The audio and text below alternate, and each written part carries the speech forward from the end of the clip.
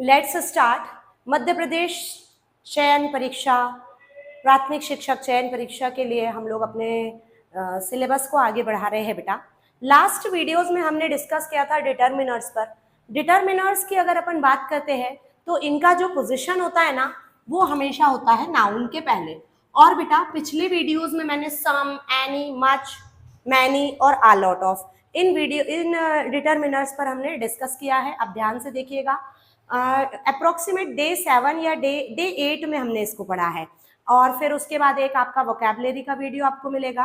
और अब हम चलते हैं डिटर्मिनर्स की ओर। हमारे जो नेक्स्ट डिटर्मिनर्स मिलेंगे बेटा आपको, ध्यान से पढ़िएगा, ऑल और होल। अब इनके मीनिंग्स क्या होते हैं? ऑल का मीनिंग होता है सारा या सभी, और बेटा होल का मीनिंग होता है पूरा। पूरा बोले तो संपूर्ण, एंटायर, पूरा। अब सबसे बड़ी प्रॉब्लम पता है बच्चों के साथ ये जाती है कि मैडम सारा कब बोलना है और पूरा कब बोलना है, हमें यही नहीं मालूम।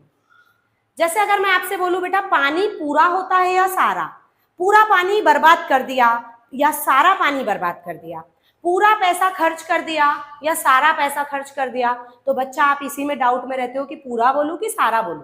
ठीक है, पानी, पैसा कैसा नाउन है? अनकाउंटेबल। अनकाउंटेबल को आप पूरा नहीं बोलेंगे। पूरा का मतलब होता है पूरा एक। एक बोले तो आपने इसे गिना, और पूरा यानी एक तो आपने इसे गिना, पर सारा पानी, सारा पैसा ये अनकाउंटेबल नाउन है। तो सारा होता है पैसा और सारा होता है पानी। सारे लड़के, सारी लड़कियां। तो यहाँ पर सबसे पहले पॉइंट पर हमें ये डिस्कस करना है कि ऑल के साथ जो नाउन आता है ये काउंटेबल भी आ सकता है, पर काउंटेबल प्लूरल होगा बेटा, और अनकाउंटेबल भी आ सकता है। अनकाउंटेबल ऑलवेज भी सिंगुलर, हमेशा ही कैसा होता है? तो सिंगुलर होता है। अब वर्ब की अगर बात करें तो यहाँ पर नाउन प्लूरल तो वर्ब प्लूरल, और नाउन सिंगुलर तो वर्ब सिंगुलर लगाइएगा। दूसरे पॉइंट पर आपको डिस्कस करना है कि ऑल के बाद हमेशा दा आता है। All the boys, all the girl, all the water. तो आपको ऑल के साथ क्या लगाना है? तो दा लगाना है। जैसे एक एग्जाम्पल पर बात करते हैं, all the boys blank mischievous. सारे लड़के शरारती है। मिस्चीवियस यानी होता है शरारती। तो यहां पर इज या आर में से क्या लगाएंगे? आर, क्योंकि बॉयज प्लूरल तो are plural. All the water has been wasted. सारा का सारा पानी बर्बाद हो गया। तो बेटा हैज क्यों लगाया सिंगुलर? क्योंकि वाटर कैसा नाउन है? अनकाउंटेबल। तो सारा पानी, सारा पैसा, सारे लड़के, सारी लड़कियां। पर अगर हम बात करते हैं होल की, होल का मतलब होता है एंटायर, पूरा। तो यहाँ पर पूरा मतलब कितना? एक। एक को गिना जब एक बोला यानी काउंटेबल, और साथ में सिंगुलर। ठीक है ना बेटा? जैसे आज हमारी डेट है 26 जुलाई, है ना? तो आज हमारे यहाँ कारगिल दिवस मनाया जाता है बेटा। तो हमारा पूरा देश आज कारगिल डे को सेलिब्रेट कर रहा है ना? तो हम यहाँ पर क्या बोलेंगे? The whole country. अच्छा, होल के पहले दा लगाने का नियम है भाई। होल के क्या लगता है? पहले दा लगता है, और ऑल के बाद दा लगता है। The whole country is celebrating Kargil day.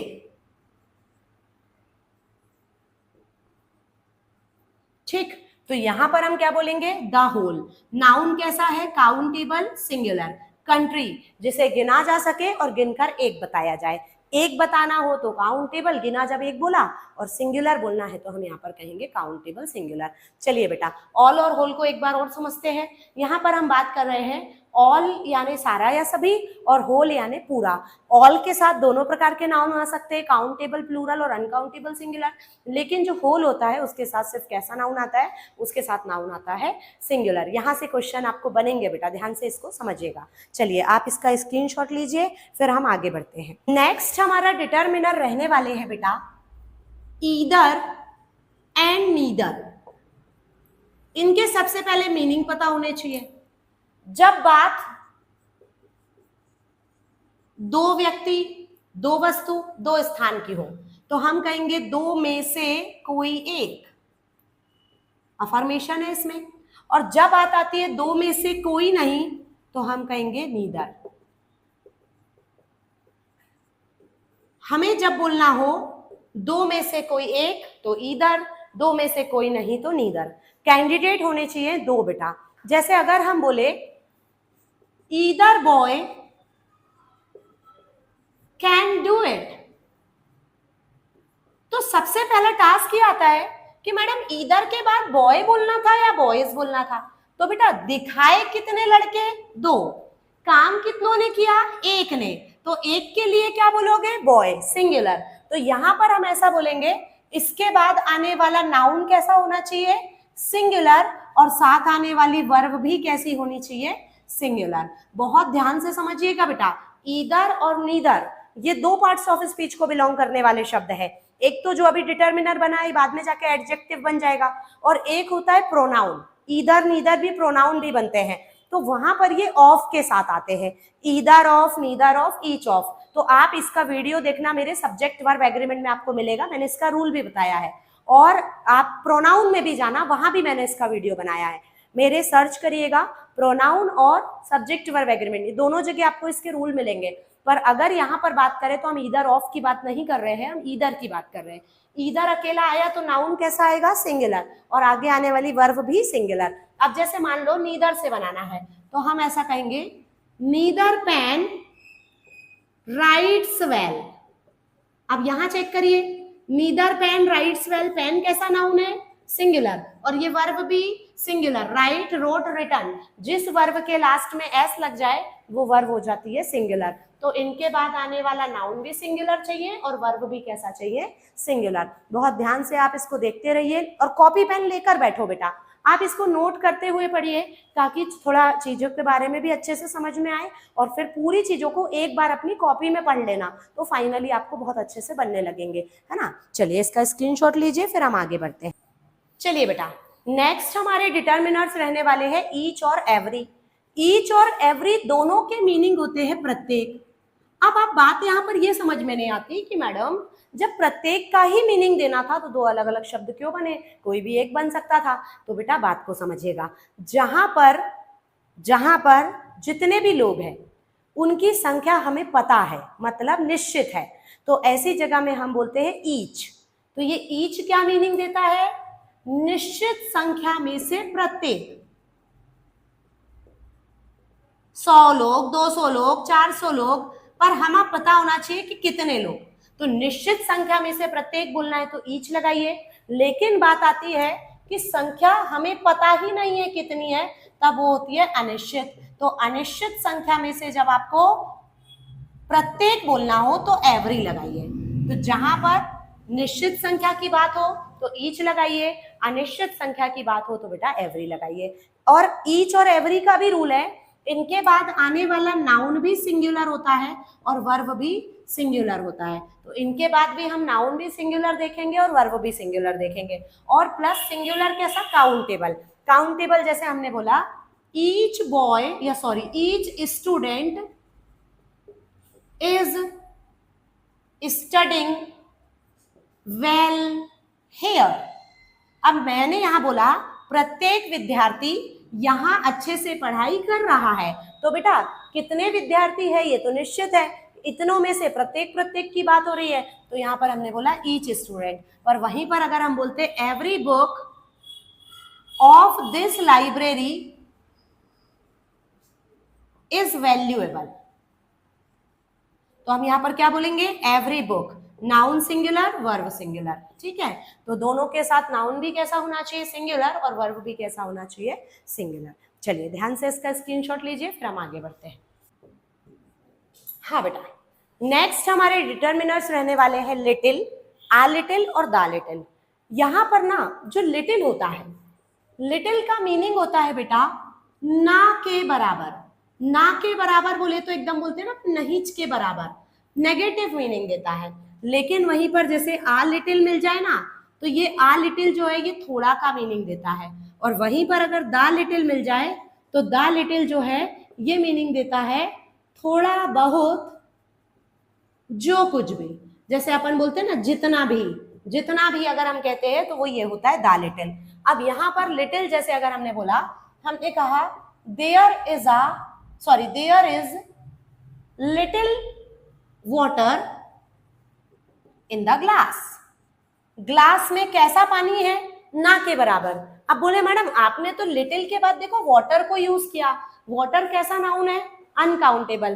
तो लिटिल, आ लिटिल और द लिटिल के साथ हमेशा कैसा नाउन देखने को मिलता है, अनकाउंटेबल, जो कि कैसा होता है, सिंगुलर। हमेशा इसके साथ कैसा नाउन देखने को मिलेगा आपको बेटा, अनकाउंटेबल सिंगुलर। जैसे आ लिटिल का मतलब थोड़ा, तो हम कहेंगे आ लिटिल मिल्क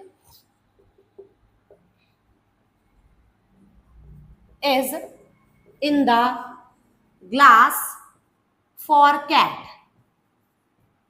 कैट के लिए ग्लास में थोड़ा सा मिल्क है, ठीक है। अब बात आती है द लिटिल, तो हम कहेंगे the little money he had left he spent all।